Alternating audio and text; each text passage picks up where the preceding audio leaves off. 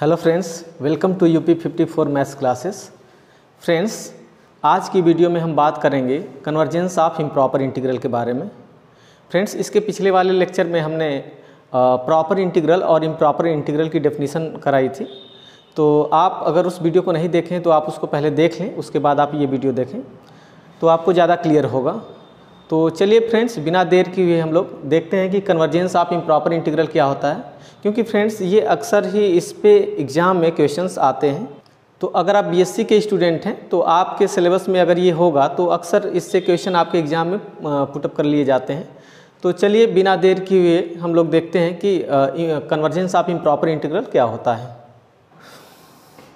तो friends, convergence of improper integral में यहाँ पे दिया गया है कि the convergence of improper integral of the function integration a to infinite fx dx if the function is bounded and integrable for all x is greater or equal to a।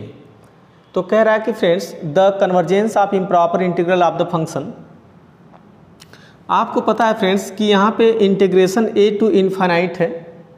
तो आपको पता है कि जब भी इंटीग्रेशन की जो limit है, चाहे अपर चाहे लोअर लिमिट या दोनों लिमिट पे अगर आपका इनफाइनाइट दिखता है तो आप ये कहते हैं कि ये एक तरह का इम्प्रॉपर इंटीग्रल है।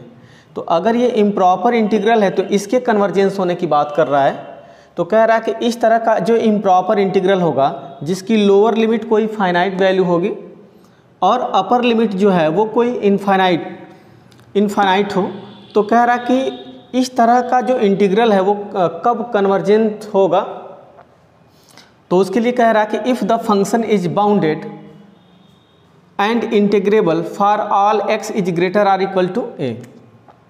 तो कह रहा है कि फंक्शन जो है वो फ्रेंड्स बाउंडेड होना चाहिए। हमने आपको बाउंडेड की भी डेफिनेशन पीछे पढ़ा दिया है। और कह रहा है कि जो फंक्शन है वो इंटीग्रेबल भी होना चाहिए। तो इंटीग्रेबल का मतलब ये है कि उसका इंटीग्रेशन किया जा सके। हालांकि जो इंटीग्रेबल वर्ड है वो रीमान इंटीग्रेबल से लिया गया है। तो वहाँ पे ये कहा जाता है कि जो कोई फंक्शन जो है वो आर इंटीग्रेबल होगा अगर उसका अपर और लोअर आर इंटीग्रल दोनों इक्वल हो जाए। फिलहाल आप यहाँ से इस तरीके से समझेंगे कि अगर कोई फंक्शन का इंटीग्रेशन अगर हम कर सकते हैं, इसका मतलब वो इंटीग्रेबल है। यहाँ पे ये चीज़ इस्तेमाल कर रहा है कि for all x greater or equal to a. मतलब अगर फ्रेंड्स, अगर आप ध्यान से देखें यहाँ पे तो यहाँ पे जो ये जो लाइन है ना वो रियल नंबर की लाइन है। तो अगर हम कहीं पे यहाँ पे अगर a ले लें तो कह रहा है कि आप जो x की वैल्यू लेंगे वो a से ले करके आप इधर की तरफ आप बढ़ें तो x की वैल्यू a से a के बराबर आप ले सकते हैं और इससे बड़ा आप सारे पॉइंट्स को कवर कर सकते हैं। तो इधर की तरफ आप जाने लगते हैं ना तो प्लस इनफाइनाइट की तरफ आप बढ़ने लगते हैं। तो जो रेंज लेने वाला है यहाँ पे, जो रेंज ले रहा है यहाँ पे ना फ्रेंड्स, वो a टू इनफाइनाइट ले रहा है यहाँ पे, a to infinite fx dx। तो इस केस में कह रहा है कि ये जो फंक्शन है वो बाउंडेड और इंटीग्रेबल अगर हो जाए तो फिर हम इसके कन्वर्जेंस होने की बात कर सकते हैं। तो उसमें क्या कहा है फ्रेंड्स कि then we write integration a to infinite fx dx is equal to, यहाँ पे फ्रेंड्स किया क्या है कि यहाँ पे जो इनफाइनाइट यहाँ पे देख रहे हैं आप, इस इनफाइनाइट की जगह यहाँ पे क्या किया है, t का इस्तेमाल किया है। और जैसे यहाँ पे t का इस्तेमाल किया है तो यहाँ पे लिमिट ले लिया है। यहाँ पे लिमिट में ले लिया है t tends to infinite, means यहाँ पे एक तरह से इनफाइनाइट था तो यहाँ पे लिमिट ले लिया है। तो फ्रेंड्स, अगर आपको राइट करना है, अगर लिखना है अगर इस तरह के डेफिनीशन को, तो हमेशा आप क्या करेंगे, जब भी क्वेश्चन सॉल्व करेंगे या इसकी डेफिनीशन लिखेंगे तो यहाँ पे आप क्या करेंगे, t या b आप किसी तरह के वेरिएबल का भी इस्तेमाल यहाँ पे कर सकते हैं। तो जब भी यहाँ पे जो भी वेरिएबल लेंगे या कोई कांस्टेंट अगर लेते हैं तो यहाँ पे आप ज़रूर लिख लेंगे उसको कि limit t tends to infinite. तो यहाँ पे कहा है फ्रेंड्स कि आप चाहे ना limit t tends to infinite है तो a टू t लिख सकते हैं, या आप चाहे ना तो a to infinite fx dx is equal to limit epsilon tends to 0 लिख सकते हैं। और अगर लिमिट एप्सिलॉन टेंड्स टू 0 है तो आप यहाँ पे लिख सकते हैं 1/एप्सिलॉन। मीन्स अगर आप यहाँ पे 0 सब्स्टिट्यूट कर दें फ्रेंड्स ना, 1/0 यहाँ पे आपका इन्फाइनाइट आ जाएगा। तो इस बात को आप ऐसे भी लिख सकते हैं, आप डायरेक्ट इस रिजल्ट को आप चाहें तो ऐसे लिख सकते हैं, या इसको आप ऐसे लिख के भी आप ऐसे लिख सकते हैं। तो फ्रेंड्स आपने ये समझा होगा कि इम्प्रॉपर इंटीग्रल अगर कोई है इम्प्रॉपर इंटीग्रल तो उसको हम किस तरीके से लिख सकते हैं।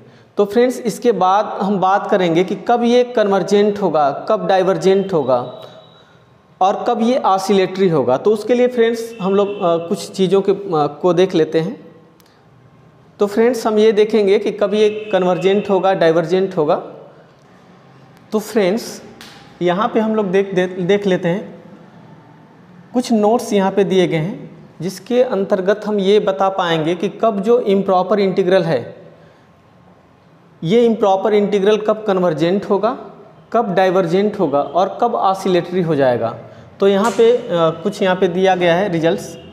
तो कह रहा है कि if limit b tends to infinite integration a to b fx dx, means कह रहा है कि जब अपर लिमिट यहाँ पे b दिया हो और limit b tends to infinite हो और fx dx is equal to कोई एक वैल्यू आ जाए l, मीन्स कोई एक रियल नंबर आ जाए, कोई एक वास्तविक संख्या आ जाए जिसको हम यहाँ पे फाइनाइट वर्ड, जिसके लिए फाइनाइट वर्ड इस्तेमाल किया जा रहा है। तो कह रहा है कि जब भी इस तरह के इंटीग्रेशन की जो पूरी लिमिट होगी ना, वो अगर कोई एक फाइनाइट नंबर आ जाए तो कह रहा है कि उस कंडीशन में जो इंटीग्रल होगा वो कन्वर्जेंट हो जाएगा। यहाँ पे कन्वर्जेंट वर्ड इस्तेमाल किया है, जब ये वैल्यू फाइनाइट होगी तभी आपका कन्वर्जेंट होगा। और फिर यहाँ पे सेकेंड नोट में यहाँ पे कहा गया है कि if limit b tends to infinite a to b fx dx is equal to infinite. Infinite word यहाँ पे इस्तेमाल कर सकते हैं, r माइनस इन्फाइनाइट भी कह सकते हैं, कि जब भी इसकी वैल्यू अगर आप सॉल्व करें इंटीग्रेशन को और अगर उसकी वैल्यू अगर प्लस इन्फाइनाइट आ जाए या माइनस इन्फाइनाइट आ जाए तो उस केस में हम कह सकते हैं कि जो इंटीग्रल है ना फ्रेंड्स वो डाइवर्जेंट हो जाएगा। तो दो बातें बिल्कुल आपको ये बिल्कुल याद हो जाना चाहिए कि कब इंटीग्रल जो है वो कन्वर्जेंट होगा, कब डाइवर्जेंट होगा।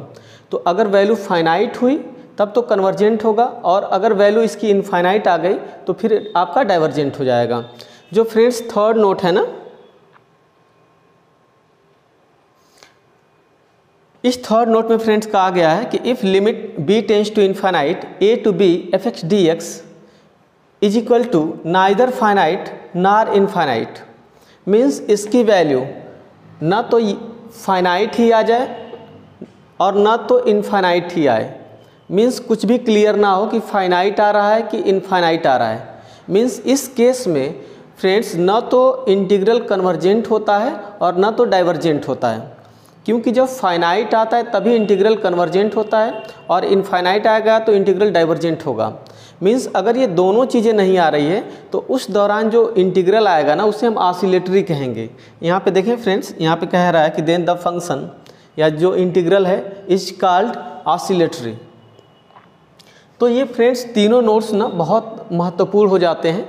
अगर आप इन तीनों को अगर आप याद रख लेते हैं तो इस पे जो क्वेश्चंस आएंगे ना, आप उनको सॉल्व करके आप ये बता सकते हैं कि जो इंटीग्रल है वो कन्वर्जेंट है कि डाइवर्जेंट है कि ऑसिलेटरी है। तो फ्रेंड्स इस पे हम कुछ क्वेश्चंस भी आपको कराएंगे जिससे और भी क्लियर हो जाए कि कब कोई इंटीग्रल जो है वो कन्वर्जेंट होगा, कब डाइवर्जेंट होगा, कब ऑसिलेटरी हो जाएगा।